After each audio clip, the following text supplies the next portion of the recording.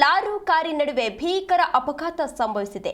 ನೆಲಮಂಗಲದ ತುಮಕೂರು ರಸ್ತೆ ಜಾಸ್ ಟೋಲ್ ಬಳಿ ನಡೆದಿರುವಂತಹ ಘಟನೆ ಇದು. 7 ಮಂದಿ ಪ್ರಯಾಣಿಸ್ತಾ ಇದ್ದ ರೆನಾಲ್ಟ್ ಕಾರು ಲಾರಿಗೆ ಡಿಕ್ಕಿ ಹೊಡೆದಿದೆ. ಲಾರಿ ಚಾಲಕ ದಿಢೀರನೆ ಬ್ರೇಕ್ ಹಾಕ್ತಿದ್ದಂತೆ ಕಾರು ಡಿಕ್ಕಿಯನ್ನ ಹೊಡೆದಿದೆ. ಹಿಟ್ ಅಂಡ್ ರನ್ ಲಾರಿ ಹಾಗೂ ಕಾರು ನಡುವೆ ಭೀಕರ ಅಪಘಾತ ಸಂಭವಿಸಿದೆ. ನೆಲಮಂಗಲದ ತುಮಕೂರು ರಸ್ತೆ ಜಾಸ್ ಟೋಲ್ ಬಳಿ ನಡೆದಿರುವಂತಹ ಘಟನೆ ಇದು. 7 ಮಂದಿ ಪ್ರಯಾಣಿಸ್ತಾ ಇದ್ದಂತಹ ರೆನಾಲ್ಟ್ ಕಾರ್ ಏನಿತ್ತು, ಆ ಕಾರ್ ಬಂದು ಲಾರಿಗೆ ಡಿಕ್ಕಿ ಹೊಡೆದಿದೆ. ಲಾರಿ ಚಾಲಕ ದಿಢೀರನೆ ಬ್ರೇಕ್ ಹಾಕ್ತಿದ್ದಂತೆ ಕಾರು ಡಿಕ್ಕಿಯನ್ನ ಹೊಡೆದಿದೆ. ಡಿಕ್ಕಿ ರಭಸಕ್ಕೆ ಇದೀಗ ಚಾಲಕ ಸಾವನ್ನಪ್ಪಿದ್ದಾನೆ. 6 ಪ್ರಯಾಣಿಕರಿಗೆ ಗಂಭೀರ ಗಾಯಗಳಾಗಿವೆ. ಅವರನ್ನ ಹಾಸ್ಪಿಟಲ್ಗೆ ದಾಖಲಿಸಿ ಚಿಕಿತ್ಸೆಯನ್ನ ಕೊಡಿಸಲಾಗ್ತಾ ಇದೆ. ಲಾರಿ ಸಹಿತ ಚಾಲಕ ಈಗಾಗಲೇ ಎಸ್ಕೇಪ್ ಆಗಿದ್ದಾನೆ. ಪೊಲೀಸರಿಂದ ಶೋಧ ಕಾರ್ಯವನ್ನ ಕೂಡ ಮುಂದುವರೆಸಿದ್ದಾರೆ. ದೃಶ್ಯಾವಳಿಗಳಲ್ಲಿ ನೀವು ಕೂಡ ಇದೀಗ ಗಮನಿಸ್ತಾ ಇರಬಹುದು ಕಾರಿನ ಪರಿಸ್ಥಿತಿ ಯಾವ ರೀತಿ ಇದೆ ಅಂತ ಹೇಳಿ.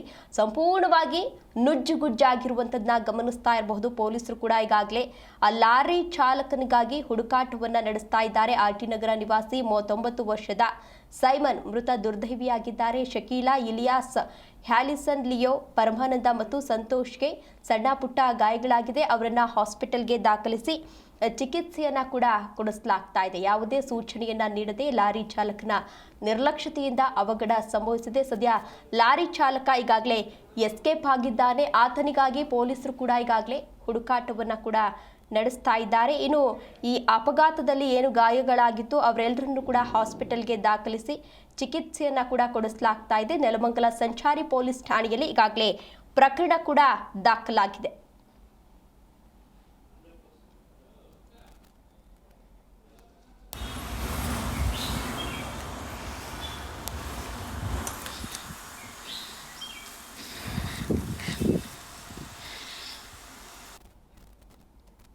ಇದೇ ವಿಚಾರಕ್ಕೆ ಸಂಬಂಧಪಟ್ಟಂತೆ ಹೆಚ್ಚಿನ ಡೀಟೇಲ್ಸ್ ಅನ್ನ ನೀಡಲಿದ್ದಾರೆ ನಮ್ಮ ಪ್ರತಿನಿಧಿ ಕಾರ್ತಿಕ್. ಕಾರ್ತಿಕ್, ಅಪಘಾತ ಯಾವ ರೀತಿ ಆಯಿತು? ಗಾಯಾಳುಗಳ ಪರಿಸ್ಥಿತಿ ಈಗ ಹೇಗಿದೆ? ಆ ಚಾಲಕ ಸಿಕ್ಕಿದ್ನಾ ಹೇಗೆ? ತೇಜಸ್ವಿನಿ, ಏನು ಇಂದು ಬೆಳಗಿನ ಜಾವ 4:30 ಸುಮಾರಿಗೆ ಏನು ಲಾರಿ ಚಾಲಕನ ನಿರ್ಲಕ್ಷ್ಯಕ್ಕೆ ಈ ಒಂದು ಕಾರು ಅಪಘಾತಕ್ಕೀಡಾಗುತ್ತೆ.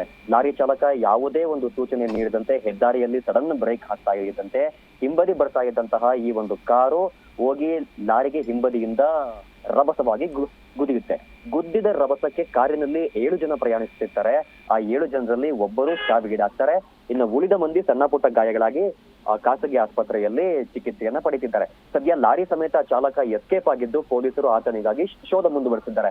ಇನ್ನ ಈ ಪ್ರಕರಣ ಸಂಚಾರಿ ಪೊಲೀಸ್ ಸ್ಟೇಷನ್ಗೆ ಬರ್ತಿದ್ದಂತೆ ಸಂಚಾರಿ ಪೊಲೀಸರು ಕಾರನ್ನ ಪರಿಶೀಲಿಸುತ್ತಿದ್ದಂತಹ ಸಂದರ್ಭದಲ್ಲಿ ಒಂದು ಏರ್ ಪಿಸ್ತೂಲ್ ಪತ್ತೆಯಾಗಿರುವಂತದ್ದು ಸದ್ಯಕ್ಕೆ ಸಿಕ್ಕಿರುವ ಒಂದು ಅಪ್ಡೇಟ್ ಆಗಿದೆ. ತೇಜಸ್ವಿನಿ, ಈ ಒಂದು ಏರ್ ಪಿಸ್ತೂಲ್ ಯಾರಿಗೆ ಸಂಬಂಧಪಟ್ಟಿದ್ದು?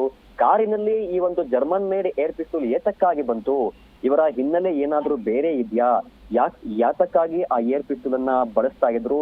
ಎಲ್ಲಿಗೆ ಕೊಂಡೊಯ್ತಾ ಇದ್ರು? ಇದ್ರ ಬಗ್ಗೆ ಎಲ್ಲ ಸದ್ಯ ಸಂಚಾರಿ ಪೊಲೀಸರು ಡೀಟೇಲ್ಸ್ ಕಲೆಕ್ಟ್ ಮಾಡ್ತಿದ್ದಾರೆ. ತೇಜಸ್ವಿ, ಓಕೆ, ಧನ್ಯವಾದ ಕಾರ್ತಿಕ್ ತಮ್ಮೆಲ್ಲ ಡೀಟೇಲ್ಸ್ಗಾಗಿ.